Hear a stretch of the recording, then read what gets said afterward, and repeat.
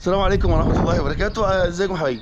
الفيديو ده فيديو اعتذار لكل واحد انا قلت له كلمة من سنتين او من سنة ونص لما جينا استلمنا الشقة ديت، وقلت انا غلطان. محدش يشتري في المكان دوت الا اللي بيشتري في الصحراء. باعتذار ده ليه بقى؟ لان النهارده لما كانت الشقق بتتباع هنا من سنتين بس كانت ب 250,000 300,000 جنيه تسكن في شقه 3 اوض وخلافه. المكان فيه سكان، في ناس قاعده، مكانه مش بعيد عن البلد، مكان جنب تقسيم الشرطه قريه الطباخه اهيت، ويليها باب البحر، والعماير العاليه ديت بقى عماير باب البحر. وده الكورنيش اللي واقع على منطقه مينا حشيش، وادي المنطقه وادي البحيره اللي ورا. والاشاعه السائده الان ان الكورنيش اللي جاي من رومل من عند العماره اللي في وشنا هناك ديت جاي عدل كده، هيمشي في البحيره ديت على شطها من هناك او من هنا، مش بتاعتي، وهيعدي يتخلل تقسيم الشرطه ده، ويعدي من جنب الاندلسيه، من بين تقسيم الشرطه وجنب الاندلسيه، ويطلع تاني على الكورنيش من بره، ويطلع بره على مينا حشيش. ديت اشاعه. الاشاعه التانيه انه هيجي زي ما هو ماشي كده، وهيدخل من الاندلسيه من على اللي هو القانون اللي هو ازاله ال 200 متر، ويعدي من الاندلسيه ويكمل الكورنيش لمينا حشيش. ايا كانت الاشاعه دي او دي او مش، هيمشي خالص وهيرجع من مكانه من هنا تاني زي ما هو ماشي اصلا بطبيعته.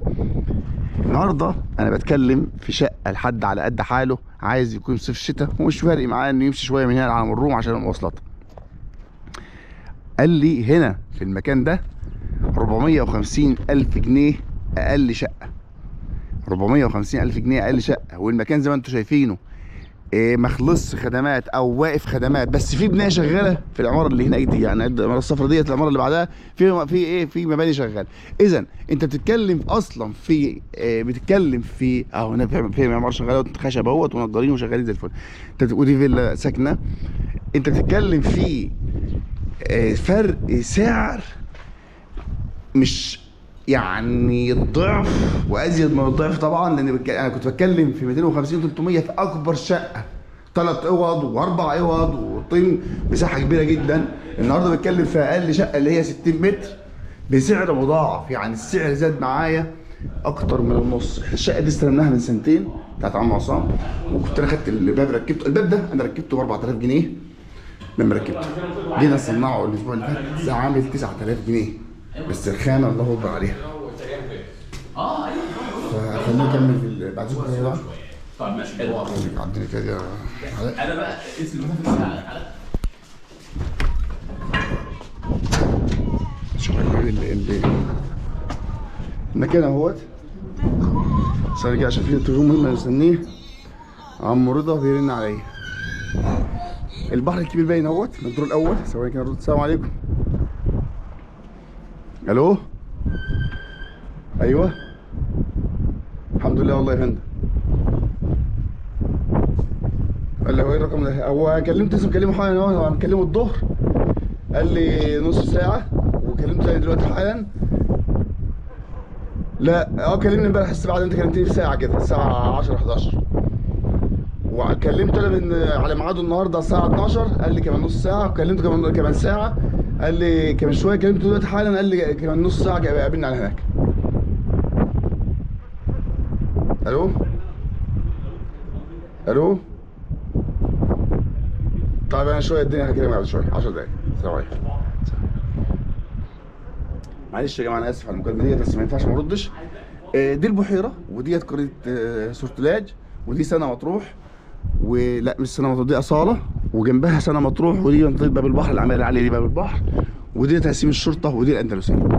فاذا كان الاشاعه بتاعت الكورنيش دي مشيت، اللي انا قلته من شويه كمان هيبقى 800، لان انت بينك وبين باب البحر اقل من كيلو، مسافه كيلو تقريبا. فاذا حصل انت هنا اصلا رفعت السعر الاكتر من 800 و700 و900 وارقام بنت لذينه. سيبكم ما من ده كله بقى، تعالوا اقول لكم على اللي حصل النهارده. احنا كنا رحنا نجيب دلوقتي حالا شويه حاجات كده فرش للشقه هنا.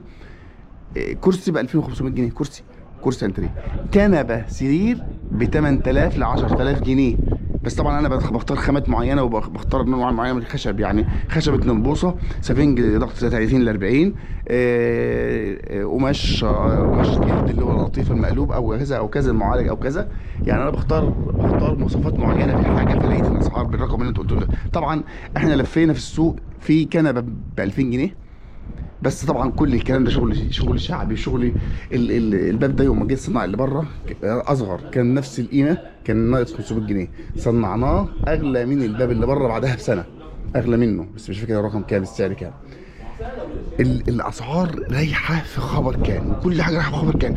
فانا بتاسف ان انا لما قلت للناس لو عايز تسكت، طبعا المكان ده نصيحه ابدع مستقبل، مش يعني انت تاخدها انساها دلوقتي خالص.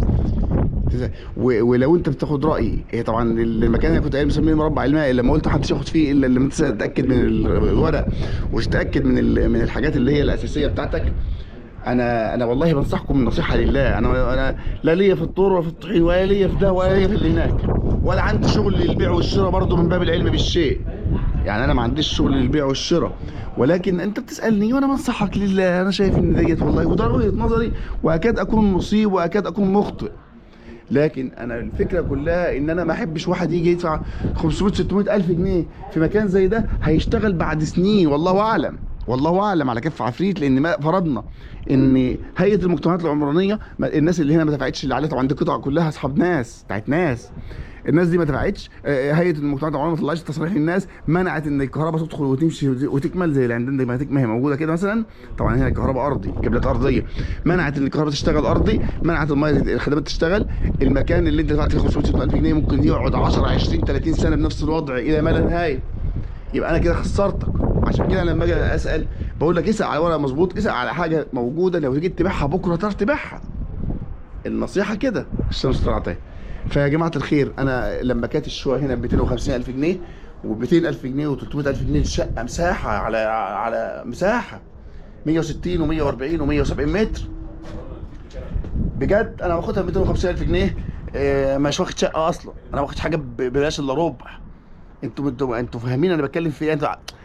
انتوا مقاريين اللي انا بقوله. انا بقول كلام منطقي للواقع.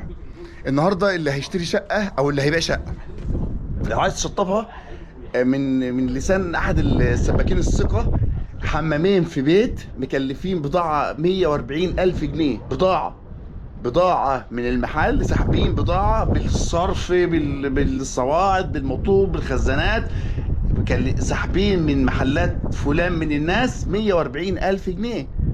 حمامين في الدور الثالث على الرابع، واخدهم من الدور الارضي، خزانات ميه، مواسير بروبلين، بولي، مش عارف طقم جروه. بس الاسعار رايحه في داهيه يا اخي. انا اشتريت سدتين بتوع موتور اول امبارح، اللي هي طب دي كانت ب 2 جنيه، 2 جنيه حرفيا. جبتها ب 15 جنيه وب 10 جنيه، نوع ب 10 ونوع ب 15. ليه يا عم؟ قال ده اخر طب مفيش بضاعه كمان. اللي عنده حته بضاعه ماسك فيها كانه انت قلقان من بكره ليه؟ ما تسيب بكره لبكره. وانا نزلت فيديو عن الدولار والدولار رايحين فين وبتاع، وان الوضع صعب، لكن انا مخطئ. يعني ما ضرني اذا حبايه القمح بقت ب 10 جنيه الحبايه الواحده، او حبايه الرز بقت ب 10 جنيه. انا امر عبد الله كما امرني وهو يرزقني كما وعدني. هو ده الاصل في الموضوع. بجد انا شايف ان اللي معاه حاجه ما يفرطش فيها، والبائع خسران لاي وضع من الاوضاع، واللي هيشتري مهما كانت الحاجه غاليه بالنسبه له يشتري حاجه متشطبه افضل له بدل ما يشطبها هو ويلبس في حيطه. وده رايي بعد ما انا بلف عشان اجيب كنبه وسريرين ب 20000 جنيه، كنبه سرير وكنبه عاديه وكرسي ب 20000 جنيه وعدت 20000 جنيه رقم. اتمنى الفيديو ده يكون افاد ناس. السلام عليكم.